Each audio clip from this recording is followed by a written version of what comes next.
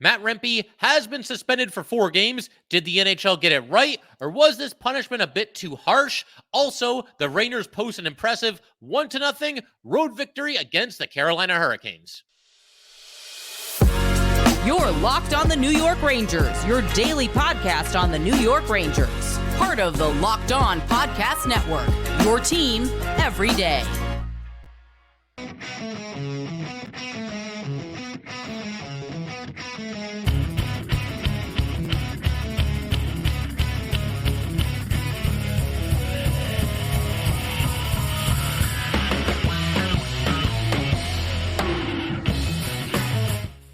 Welcome back, Blue Shirts fans, to episode number 1025 of the Locked On New York Rangers podcast. I'm your host, John Chick. Just want to thank you guys, as always, for making Locked On New York Rangers your first listen every day. We are free and available on all platforms, including YouTube, and we are, of course, part of the Locked On Podcast Network, your team every day. So, Rangers coming off of a very impressive win. I would say one of their best wins of the season, one of their most gratifying wins of the season. Obviously, it didn't have the offensive fireworks that we've seen from the Rangers in other games, but this was an excellent game. Both goalies were very good. Both teams were very sound defensively. And of course, the only goal of the contest, a marker by Adam Fox, which is 8 seconds remaining in the first period. He shoots from along the boards, gets a little bit of a deflection, and it goes into the net. But like I said, both goalies were on point. And honestly, a goal like that, with a deflection or some sort of a bounce, probably the only way you were going to get one past either one of these goalies tonight. But again, just a very, very solid win for the Rangers and critical in a lot of different ways. First of all, just the fact that they beat another really good team, a team that they've kind of been going back and forth with for several seasons now, and a team that is in second place in the Metro. And then on top of that, you turn a 4-point lead in the Metro Division to a 6-point lead. A regulation loss would have knocked it down to just 2 points. So the Rangers put themselves in a good position going forward to hopefully be on their way to clinching the Metro Division and giving themselves home ice for as long as possible in the postseason. With all that said, one of the biggest, storylines coming out of this game, or rather going into this game, was the suspension for Matt Rempe. He ends up getting suspended for 4 games, for his hit on Siegenthaler. My guess was that it would probably be like 2 or 3 games. I know in our last episode I said 2 games, and then I think I threw in the arbitrary, maybe 3 games. Didn't think it would go all the way to 4 games, but by that same token, I'm not really going to get that upset about it. It's slightly more than I would have expected, but it was a bad hit. You watch the replay, and clearly Rempe's arms went up, and he catches him in the side of the head with his elbow, and match penalty. He's out of the game. We pretty much knew a suspension was going to happen. I mean, I guess with the NHL, Department of Player Safety, you never really know for sure. There could have been anything from no suspensions, no game suspension, to 10-game suspension. Nothing would really surprise me at this point, but as it is, again, my best guess is for as well as I can guess what the NHL player of, Department of Player Safety is going to decide. To me, 2 to 3 games was about right. They go with 4 games. This is what Peter Laviolette had to say about the situation when he was asked about it before the Rangers game against the Canes. He was asked if, Rempe, part of the reason for his arms going up were because Rempe was bracing himself to basically crash into the boards here because he was heading in that direction. And this is what Laviolette had to say about it. That is what happened. That being said, in those situations, and when you're talking to him about it, he's got to be mindful as well. He was getting to a point where he was going to go crashing into the boards, and he put his arms up. It's over. He can learn from it, and we'll miss him while he's gone. He was playing another pretty good game for us. He's been really effective with what he does out on the ice. There's been a lot around him since he's come onto our team and into the league. You take an opportunity like this, and you just try to get better from it. And Laviolette did indeed mention that they talked to Rempe after that game was over.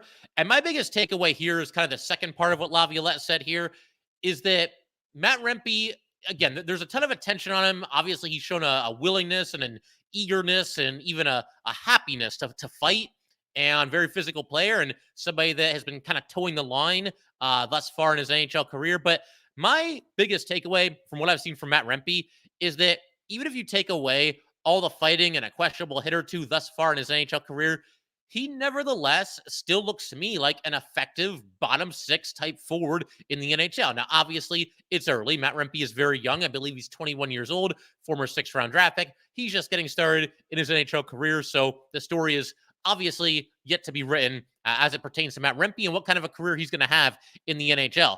But there's other good aspects to his game besides being able to punch somebody in the face and lay in hits like this. For somebody that is 6'7", 241 pounds, I feel like he's got pretty good speed.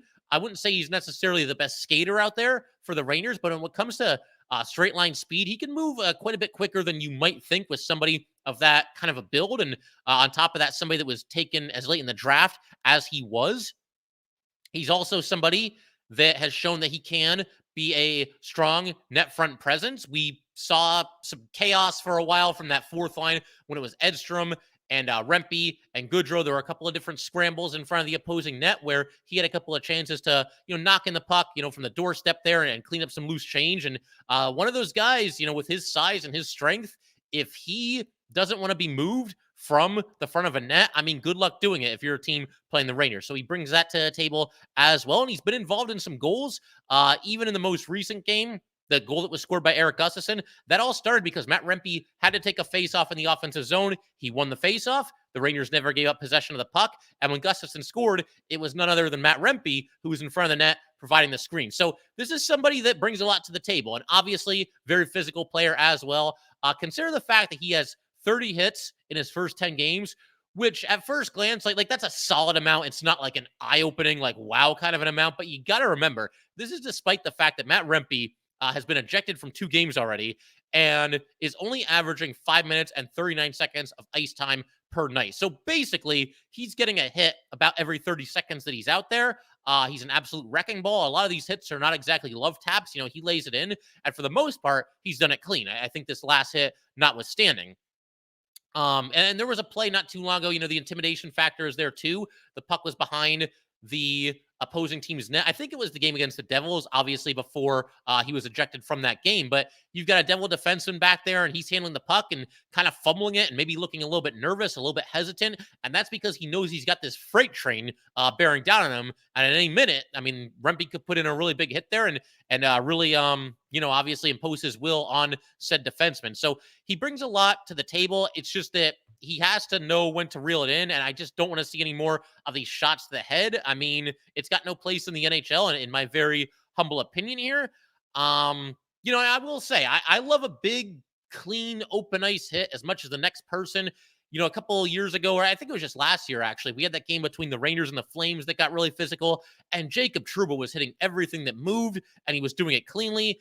He had that awesome hit on Nazem Kadri. I believe Trouba had to fight twice in that game after laying in some clean hits. So I love that stuff. I don't want to see anybody get hurt, but to me, as long as a hit is clean and it's not to the head and you're not, purposely trying to injure somebody, to me, that's all fair game. There should not be any limits on how hard that you can hit somebody, provided, of course, again, that you're not targeting the head.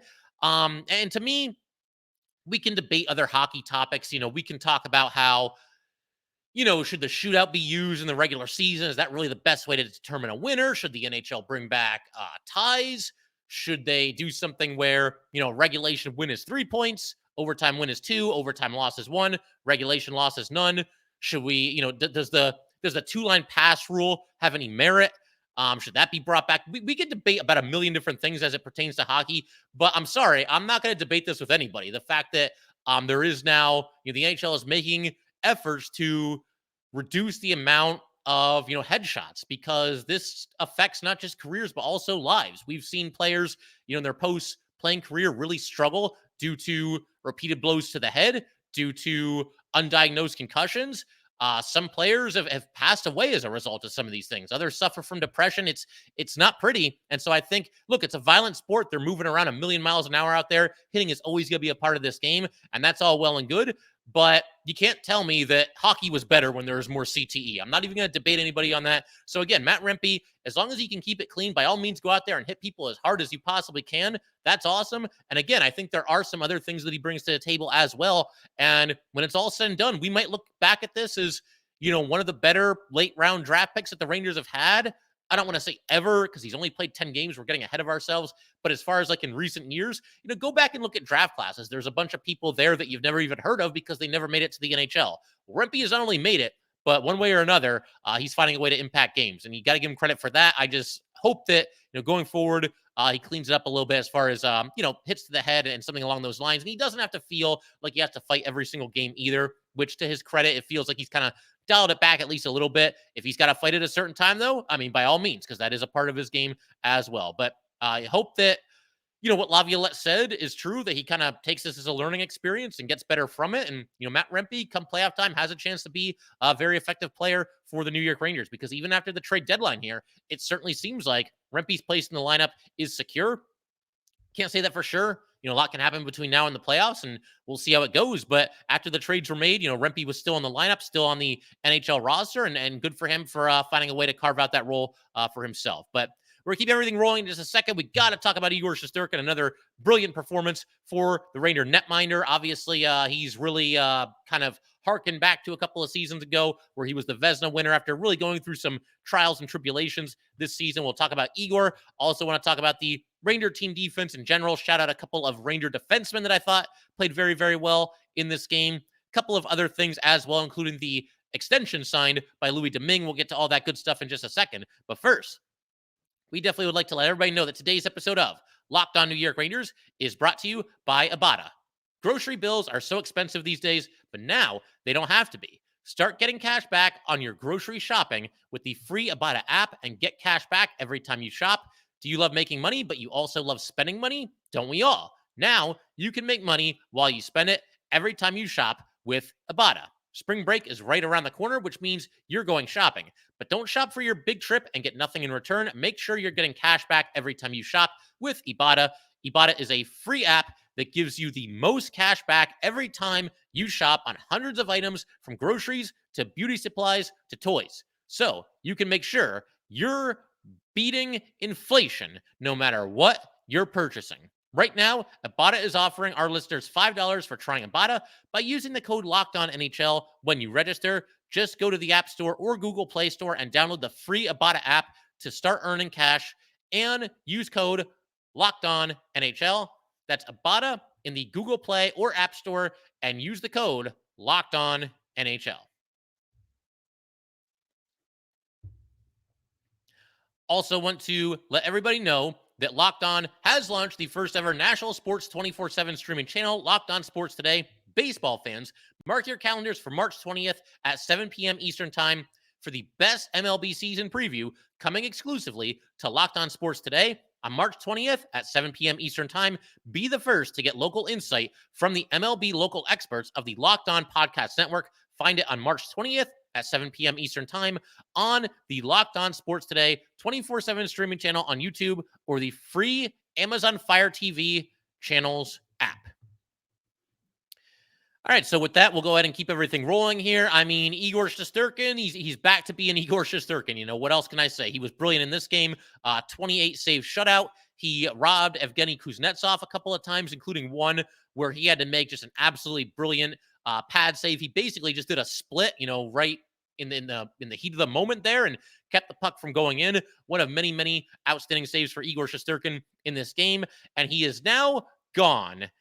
An hour, 33 minutes, and 49 seconds of ice time without allowing a goal has Igor Shesterkin. And obviously, a stretch like that can't last forever, but the longer it goes, the more fun it becomes. And that's obviously big-time hockey. He's played very, very well recently and made some saves late in this game. I've said this many times, but Igor Shesterkin, when he's at his best, he is money in these clutch spots. When you really need him to make a really tough save late in a game, you're up by a goal or maybe tied, that's when he seems to really come up big for this team. And he did that a couple of times in the closing minutes here. We're getting down to 3 minutes left in the third period. And of course, the Rangers are up 1-0 at this point, as they were from the beginning of the second period on.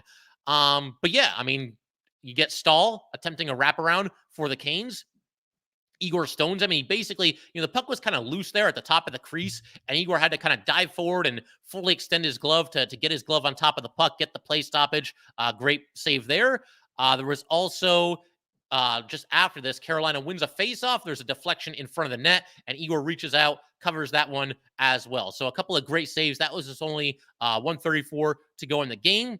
I think also of note here is the fact that Igor Shesterkin, it kind of feels like he's just back to himself, even like off the ice from a personality standpoint. Seems like he's kind of got his sense of humor back. Igor, obviously, he's still kind of learning English and everything. It's not his first language, but we've seen, some pretty funny kind of almost like dry humor kind of sound bites from Igor Shesterkin. And in this case, he mentioned after the game that it was his mom's birthday, and he said, "I couldn't play a bad game tonight." And so that's awesome. Hopefully there's another couple of family members for him that were born in the playoffs on a night where the Rangers, just so happen to be playing in an NHL postseason game. We'll see if that ends up being the case or not. But Igor was outstanding, 28 save shutout. Really, both goalies put on a show in this one. And I got to say, Kochetkov, he was impressive for the Canes. Their problems early in the season seem to stem from their goaltending, or at least that's, I don't watch every Canes game, obviously, but that seemed to be, from an outsider looking in, their biggest issue. And they've had a lot of different goalies go in there, and he's played very well. And entirely possible that we see these two goalies, dueling come Stanley Cup playoff time. I mean, first things first, both teams got to get out of the first round initially because, the way things are set up right now, going to be very, very difficult to imagine any other scenario other than the Rangers and Canes finishing first or second in one order or the other. And if that's the case, they won't face each other in the first round, but they both win. That's your second round matchup right there. Obviously, that's also when the Rangers beat them a couple of years ago in 7 games, getting the Game 7 series clinching win on the road. So that was awesome. And hopefully more of the same if these two teams meet up again this season. Honestly, I shouldn't even say that because in a perfect world, the Rangers could actually win a playoff series without going 6 or 7 games, but we're Ranger fans. If that ever happens, we'll be happy for it, but it's one of those things I just don't know that you can really expect it going into a playoff series. And really, it's not just a Ranger thing. If I'm being serious, there's just a lot of really good teams, a lot of evenly matched teams in the Stanley Cup playoffs, so I don't foresee a bunch of, short series in the Eastern Conference this year, but we'll see. You never know how it's going to go. Also, wanted to give some props to the Ranger defensemen. I thought the team defense was phenomenal for the Rangers in this game. They got off to a really good start. The Canes only had 5 shots on goal in the first period. And, they eventually got their push, the Canes. I thought the first period belonged to the Rangers. I thought the second period, I thought maybe the Canes had the better of play. And then the third period, I thought was really evenly matched. And, the second period is when the Canes started to create a few more chances and Igor had to make some good saves there. And then there was that stretch in the third period. It only lasted maybe like 3, 4, 5 minutes, kind of near the beginning of the period. But all of a sudden, these two teams that had both played really stout defense throughout the entire game, all of a sudden are trading odd man rushes up and down the ice. The Rangers had a 2-on-none at one point where Panarin got to Trocheck and a phenomenal save was made there. We saw Igor, with a 2-on-1 coming back the other way. He made a really nice save. So just kind of a crazy game that had really a little bit of everything. And obviously awesome to see the Rangers win this one. And Igor made the saves when he had to, but the Ranger defensemen and really just the team in general played some really strong defense. And, that's really encouraging too, because it feels like to me that the Rangers right now, they are sort of getting back to the way that they won games earlier in the season, like very early. We're talking like October, November, when they got off to such a good start. They are focusing on defense. They've got good structure. They've got good neutral zone defense, good puck recovery in their own zone. They seem to be making it difficult for teams to gain the blue line, at least, with any sort of efficiency. And that all being the case, again, that just kind of reminds me to the way that the Rangers were winning games a little bit earlier in the season. It was defense first and being willing to counterpunch and not force anything offensively and knowing that the scoring opportunities will eventually be there. And it's working. And it really clicked in this game. It's clicked the last couple of games as well. And you hope that it's more of what's to come for the New York Rangers. Because, trading rushes back and forth in the playoffs, I don't know that that's a recipe for success. And we saw a little bit of that in this game. But for the most part, this game was about Igor, and it was about the Rangers playing outstanding team defense. And it was good to see them do that. And like I said, grind out a really tough 1-0 win against a tremendous opponent. So, yeah. Igor's awesome. What else can you say? We're going to keep everything rolling in just a second here. Erik Gustafsson, I want to shout him out. He's going to be our unsung hero of this game. Going to talk about Andrei Miller. I think he's really played some of his best hockey recently, and also a contract extension for Louis Domingue. We'll get to all that fun stuff in just a second here. First, though, we would like to let everybody know that today's episode of Locked On New York Rangers is brought to you by Robinhood. Did you know that even if you have a 401k for retirement, you can still have an IRA? Robinhood has the only IRA that gives you a 3% boost on every dollar you contribute when you subscribe to Robinhood Gold. But get this, now through April 30th, Robinhood is even boosting every single dollar you transfer in from other retirement accounts with a 3% match. That's right, no cap on the 3% match. Robinhood Gold gets you the most for your retirement thanks to their IRA with a 3% match. This offer is good through April 30th. Get started at robinhood.com/boost. Subscription fees apply. And now for some legal info. Claim as of Q1 2024 validated by Radius Global Market Research. Investing involves risk, including loss. Limitations apply to IRAs and 401ks. 3% match requires Robinhood Gold for 1 year from the date of the first 3% match. Must keep Robinhood IRA for 5 years. The 3% matching on transfers is subject to specific terms and conditions. Robinhood IRA available to U.S. customers in good standing. Robinhood Financial LLC, member SIPC, is a registered broker dealer.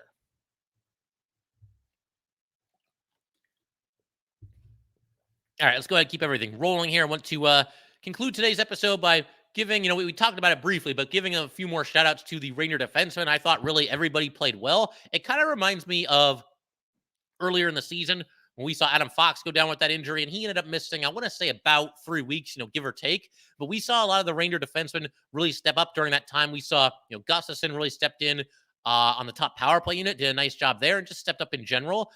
Really everybody. Lindgren played very well at that time. I thought Miller and Trouba were kind of clicking at that time as well.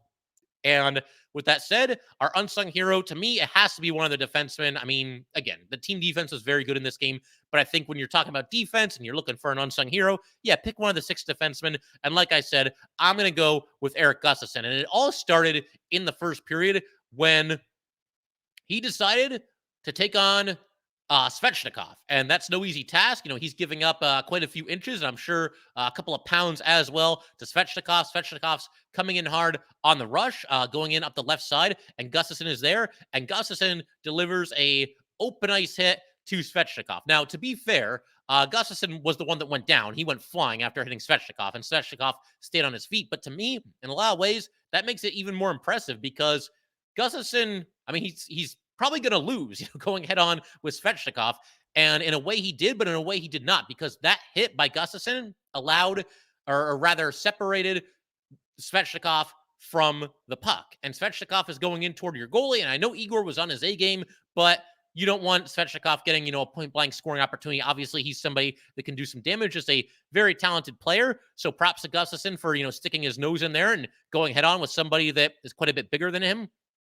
And then right after this happened, we had Svechnikov trying to retaliate against Gustafsson. And I emphasize trying because, and this is so on brand for Svechnikov, this is something that of course he would do. And I swear to God, he would do it 100 times out of 100. He couldn't stand the fact that a defenseman smaller than him went head on with him, separated him from the puck, and did not allow him to get any kind of a scoring opportunity there. So Svechnikov, he kind of regroups, circles around, and then he takes a run at Gustafsson in the middle of the ice. And the puck is nowhere near either guy.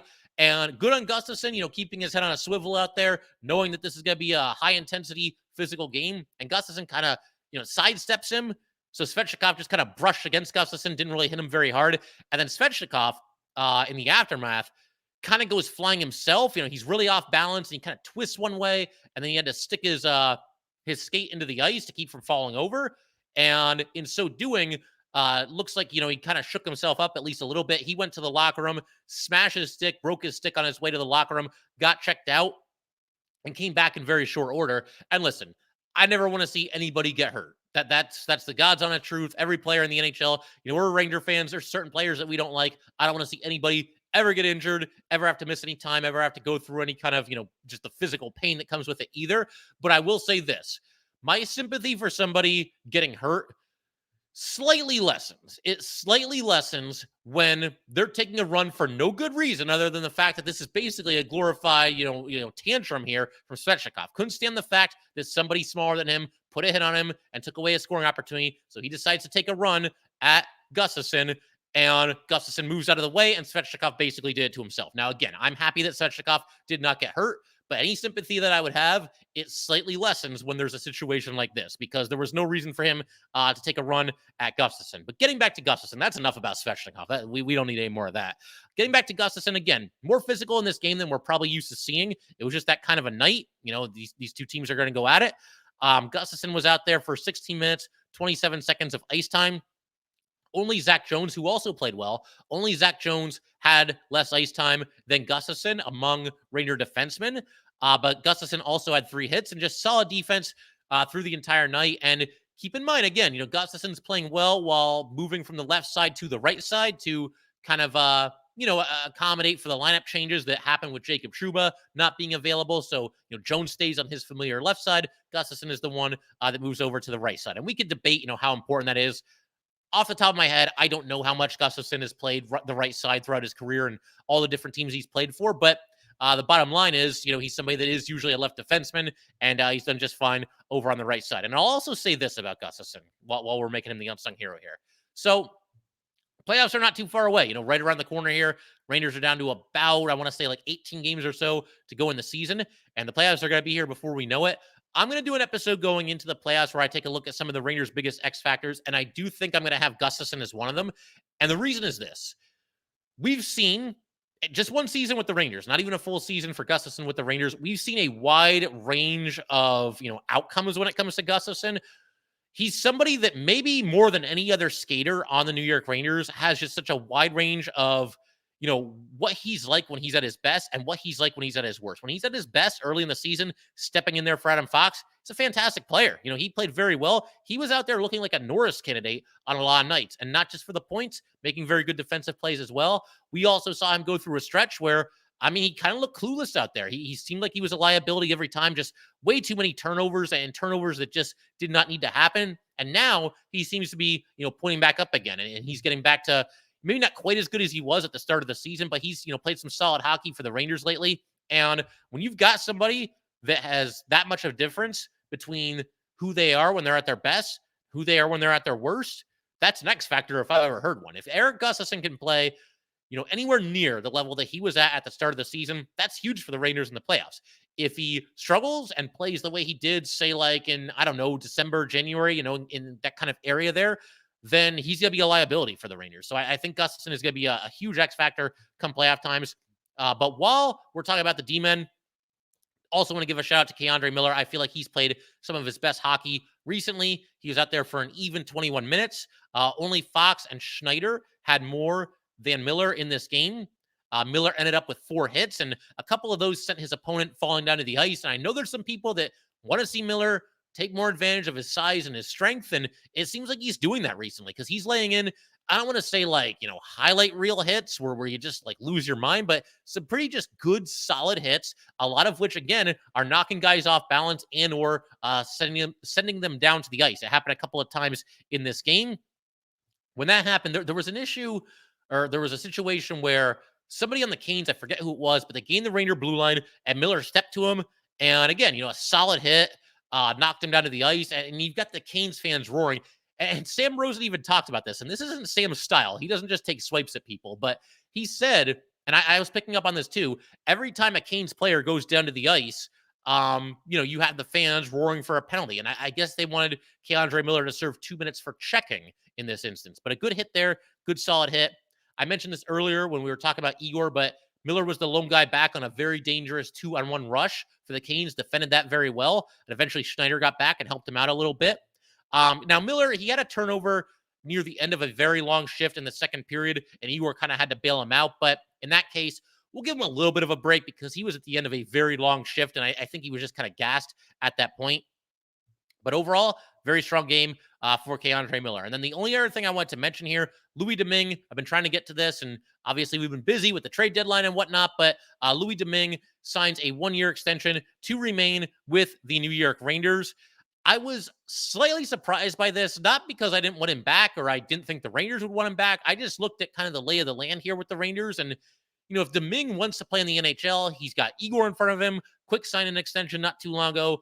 That's not going to happen unless there's an injury. And obviously we knock on wood and hope that does not happen. So there's that. There's also the fact that Dylan Garand is there, and the Rangers eventually are going to want to probably see what he can do at the NHL level.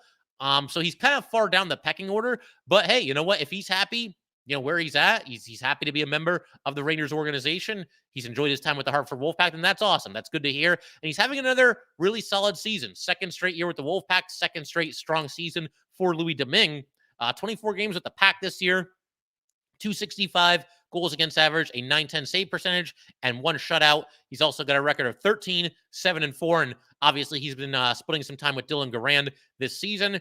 And of course, he had the cameo with the Rangers this year as well. We had a situation earlier in the year, back in November, where Igor and Quick were both hurt, both were unavailable. And so the Rangers called up both Domingue and Garand. Garand served as the backup, but Domingue was in there, and he ends up stopping 25 of 26 shots, and the Rangers beat the Wild 4-1 on that night. And a really cool thing for Domingue, he even got some Lou chants from Madison Square Garden because he made some nice saves in that game, and that game was tight. It was 1-1 going into the third period, and then the Rangers pulled away with it with 3 third period goals. But yeah, I'm cool with this. I mean, I kind of like the idea of you've got the young goalie and Dylan Garand, the prospect, and you match him up with a veteran kind of journeyman player in Louis Domingue, and everything else being equal, I mean, hey, give me one more goalie that's got some NHL experience in the pipeline. You know, you've got obviously Igor and Quick, but if anything happens to them and you want to go with the vet rather than the young guy in Garand, Louis Domingue gives you that option. So good stuff all around, and just an awesome win for the Rangers over the Canes. Just can't wait to see them back in action on Thursday. But that will do it for today, guys. Once again, if you'd like to get in touch with this podcast, please send an email to lockedonnyrangers@gmail.com. Once again, that is lockedonnyrangers@gmail.com. Definitely give us a follow on Twitter as well, @LO_NY_Rangers. Once again, that's @LO_NY_Rangers. And definitely subscribe to Locked On New York Rangers YouTube channel. Thanks again, guys. I will see you next time.